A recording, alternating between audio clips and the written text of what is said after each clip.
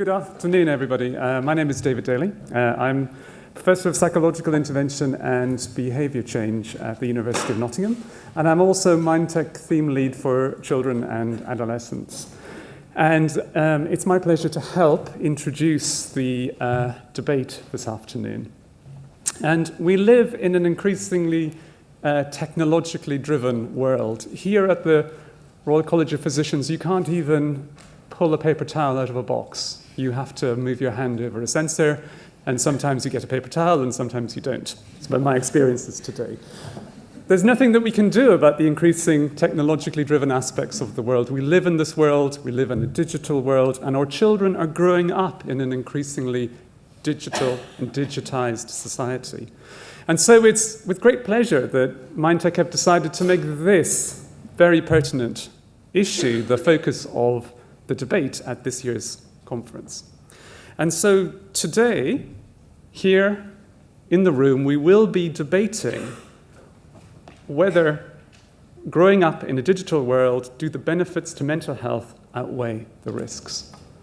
And before we start, I'd like to take a temperature poll of the room. So if you think that for children growing up in a digital world, that the benefits outweigh the risks, could you please just raise your hand? Now, I haven't got time to count all of that, but I think that's probably maybe just slightly under half the room. So we will take a poll at the end and see whether, through hearing the voices of the people who've come to debate, whether that has shifted your opinion or not. Before we engage in the debate, I would like to remind everybody in the room that we have asked, and our panellists have very kindly agreed, to engage in extreme views in order to get the debate going. They're going to present polarized opinions to help us unpick this very difficult subject. And then it will be up to you, and in the questions afterwards, to decide where you stand on this very important issue. I will be back to join you again after the debate to hopefully manage what I anticipate will be a tsunami of questions. But for now, it's my great pleasure to hand over to Elvira Perez, who's going to introduce the panel and kickstart the debate. Thank you very much.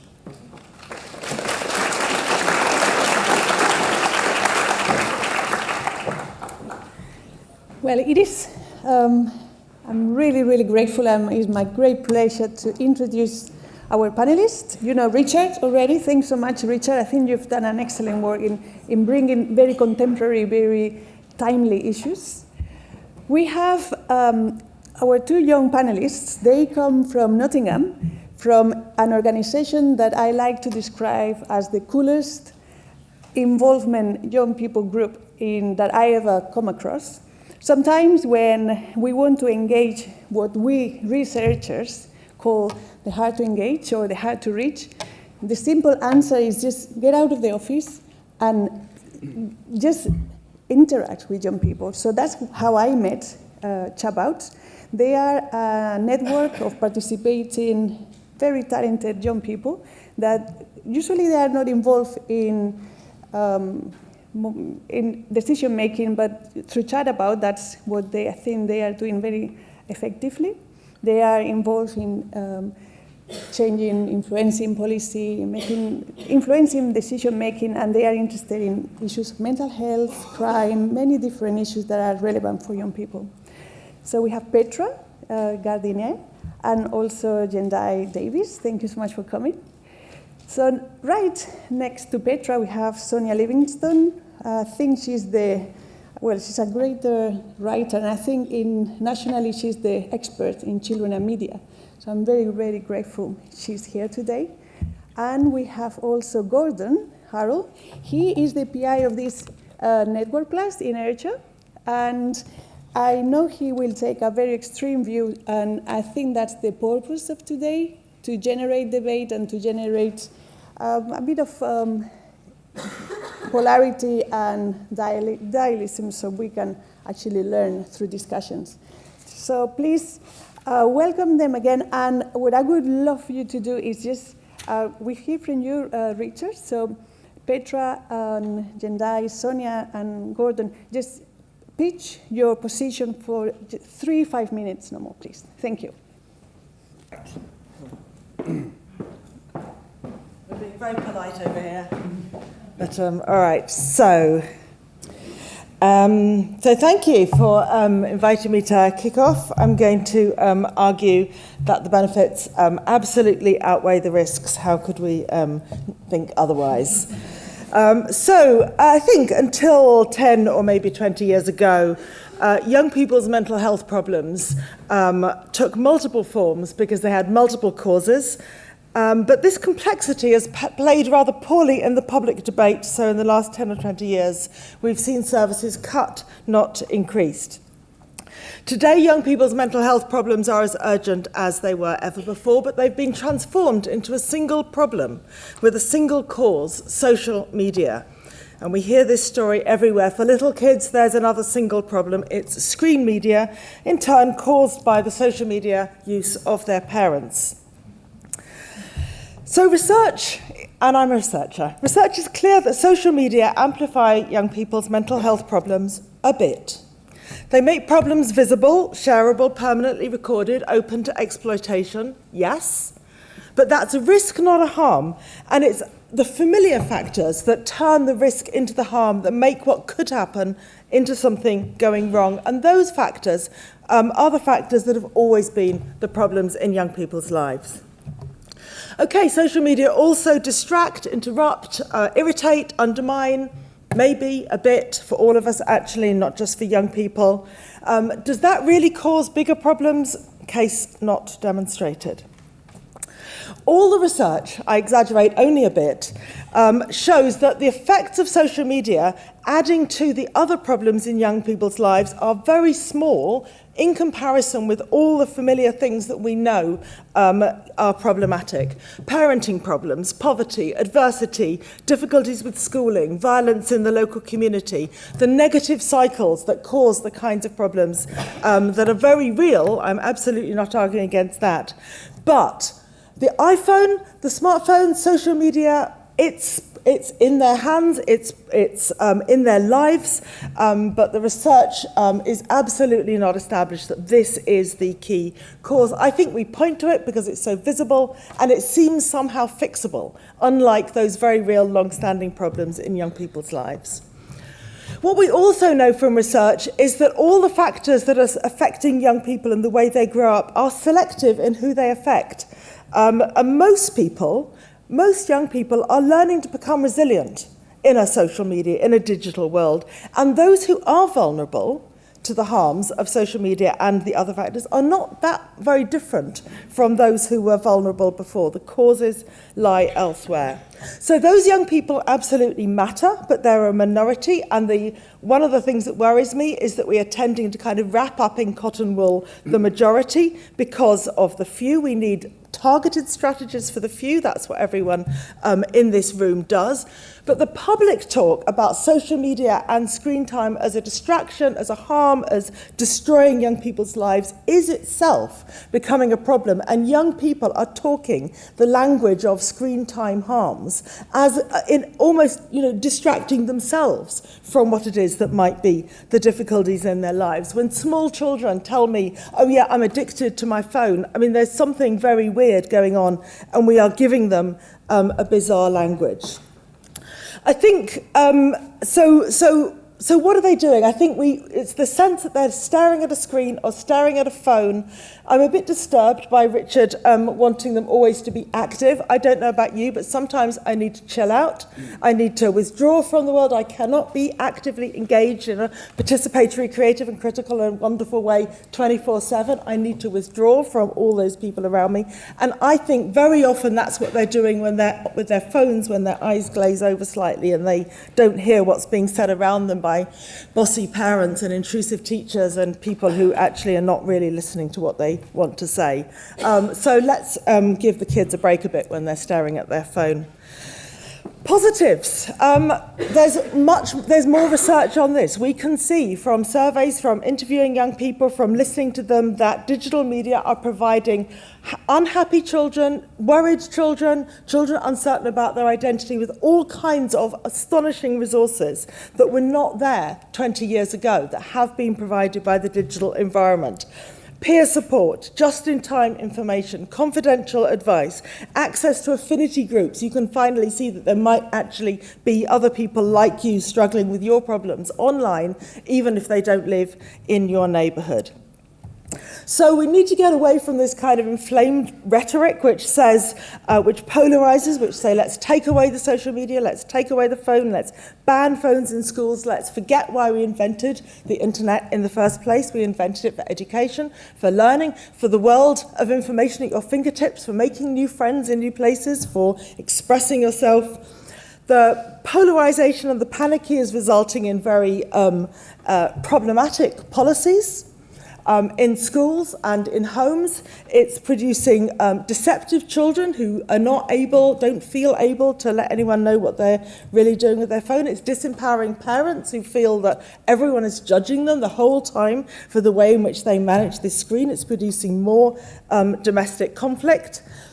We need some more tailored, more nuanced responses to managing this environment. I don't think we're back in the Reformation, but I do think we're in the early days of the car, if you like, and we're still saying, oh my goodness, red flag, don't go too fast, be careful, take it away.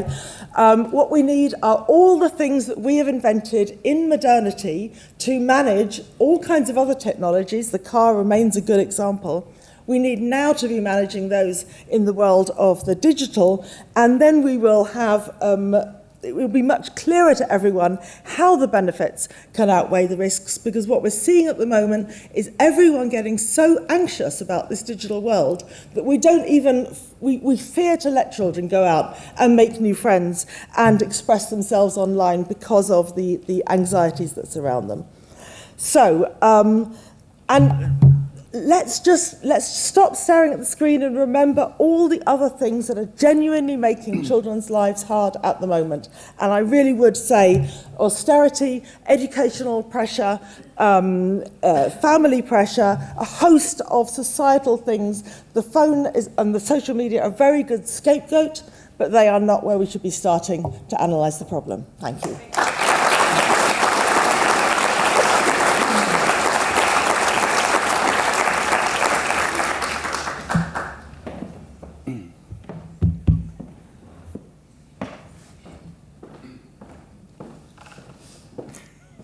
Okay, so I will just start by saying something, because it's been recorded and tweeted. Everything you're about to hear, don't necessarily believe.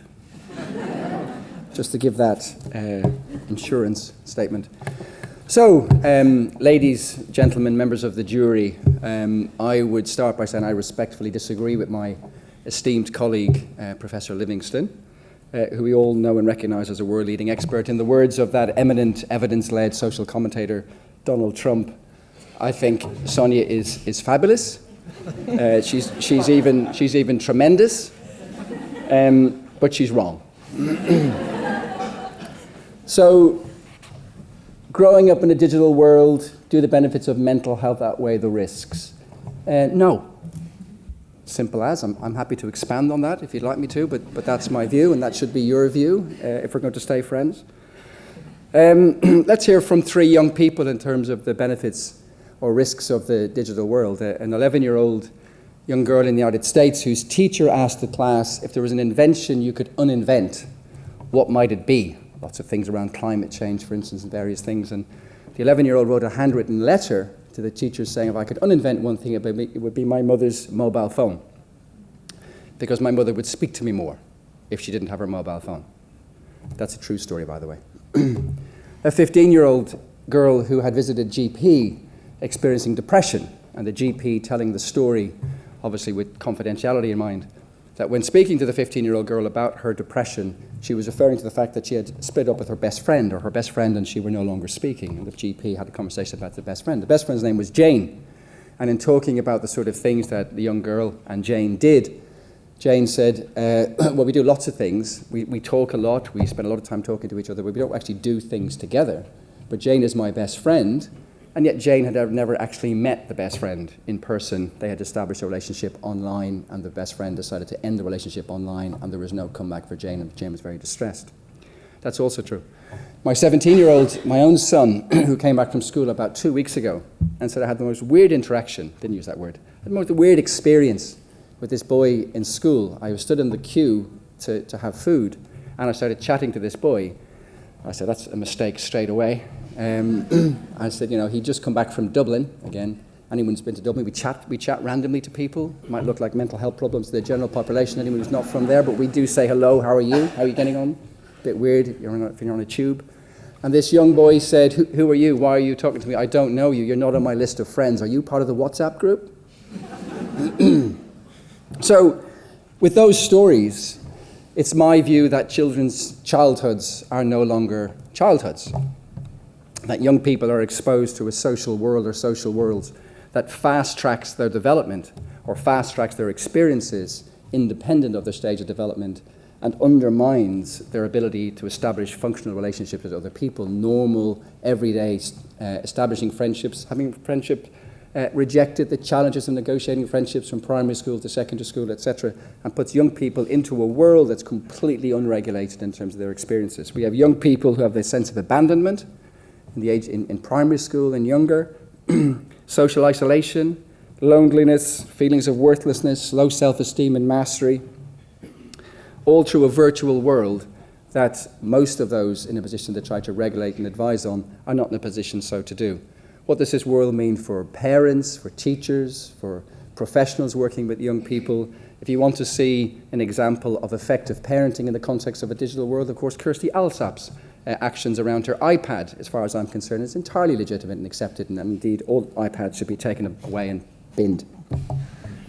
We know that, remember, extreme views, we know that use of devices, use of mobile phones, tablets, computers, the worlds that young people are brought into, Instagram, and Google, Snapchat, I don't even know half them, are linked to disadvantaged early brain development, addictive behaviours, etc., an array of mental health problems. In my view, all devices, social media devices, digital world-based devices should be regulated, if not banned. We should go back to a world of outdoor activities, family time, letters and pen pals. Why not? I still have my pen pal letters. A world of swap shop for a certain generation in the room. Given that Noel Edmonds was kicked off, I'm a Celebrity there just last week. Blue Peter, doing things with, making things. Here's something I made earlier, and here's what it looks like now, and go off and do this, etc. And that by taking the digital world that children are enveloped in away from them, or them away from it, we recapture childhood. And as a consequence, we promote positive mental health. That's my view.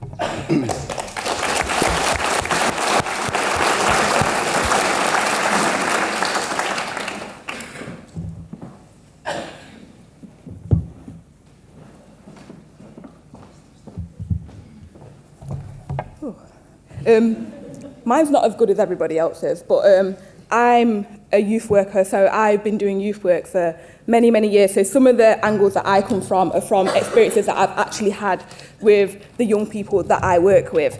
So I'm going to be talking about the benefits and how they do outweigh the negatives.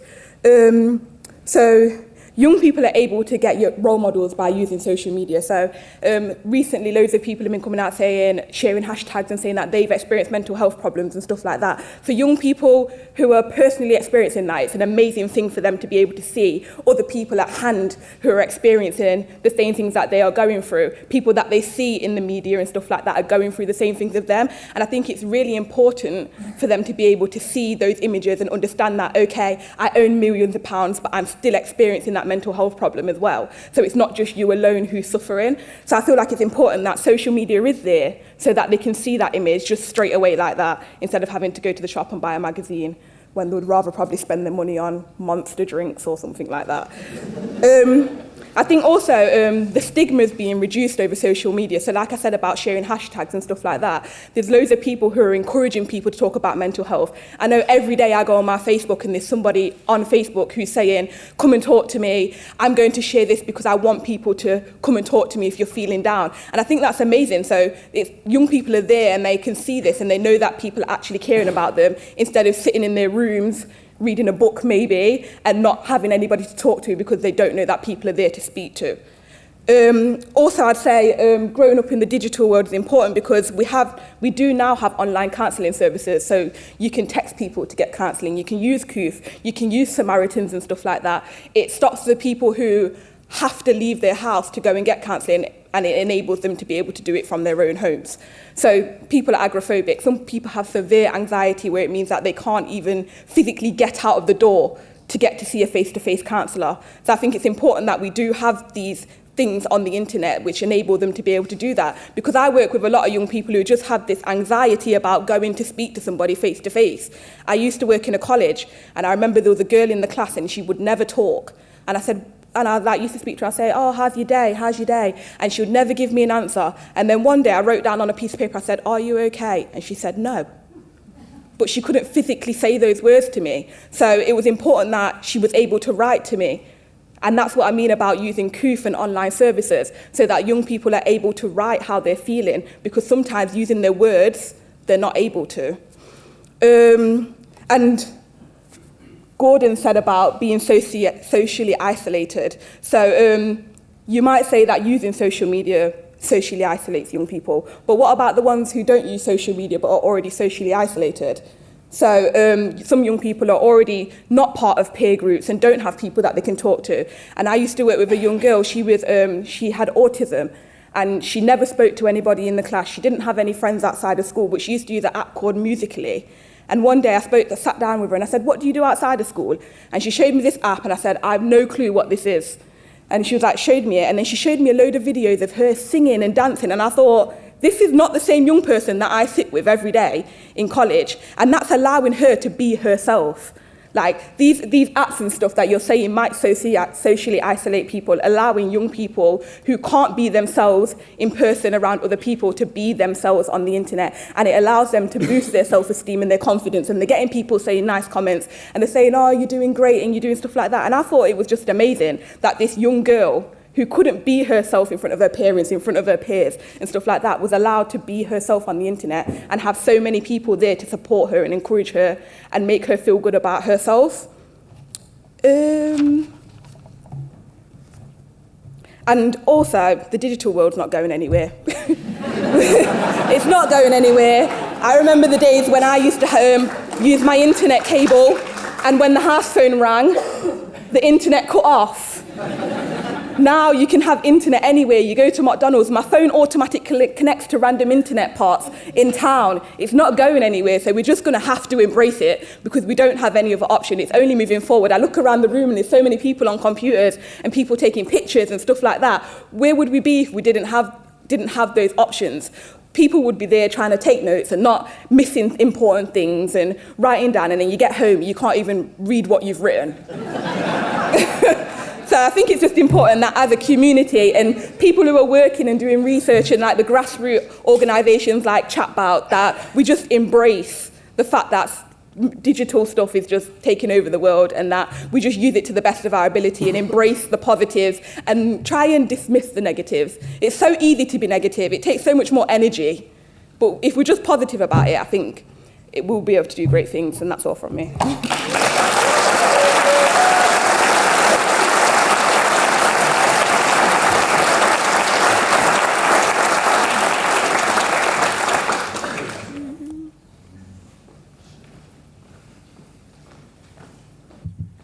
Petra's made me nervous, and I'm the chatterbox of the group. I literally live and breathe social media. My battery's low at the moment because I wasn't listening to any of the slides earlier because I was texting. No. But I'm here to argue against the use of social media in terms of our mental health, and that probably could be because I was raised by my grandma. So I had to talk to people, unfortunately, instead of using my phone all the time. And like Petra, I work with children and young people from the age of about 5 to 25 years old. And although I'm 25 years old as well, they really, really, really annoy me because they are so narcissistic, so self-obsessed, and actually have very low self-esteem at the same time. They live on their phones, live on Instagram, live on Snapchat, and can't face you and have a conversation. And I think it was in the car down, I saw a post on Instagram that said, "Don't let the internet rush you. No one is posting their failures." And I think that's a really important phrase, because I never post when I fall down the stairs, which I do quite often, or I never post when I've lost something or failed at something, but I always post when I've done something really good, so I'm going to post that I'm up here when I leave.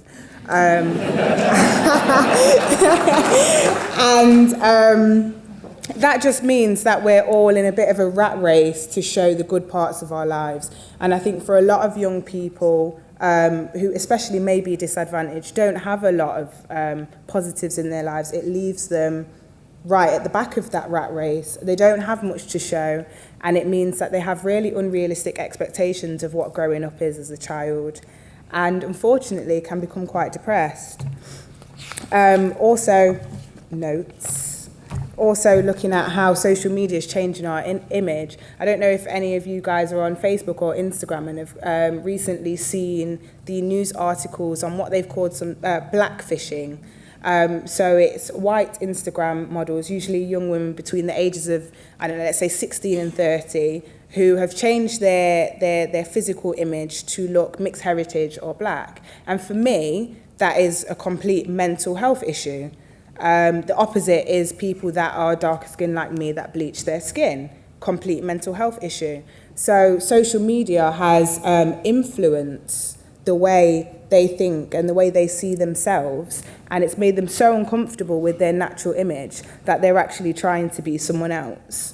Another thing about image is that plastic surgeons now have Instagram accounts. So I'm not plugging Dr. Miami, but he's got some great before and after photos if anyone wants a new pair of breasts. But it's a really big issue for men and women as well, that use these social media accounts and literally want to be someone else.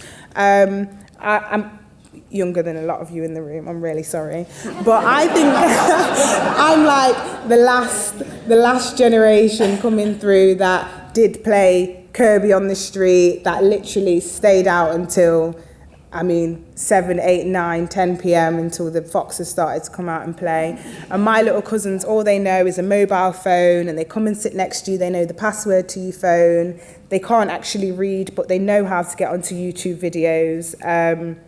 In fact, my younger cousin is 6 years old and she has Down syndrome. She is non-verbal, but for some unknown reason, she knows how to get onto Peppa Pig on the iPad. And I think that's great if you've got a disability, because it means that you can connect. But the opposite side is you don't really learn to talk to anyone else. You can literally live in this world of your own. So yeah, they are my negative points of using technology today.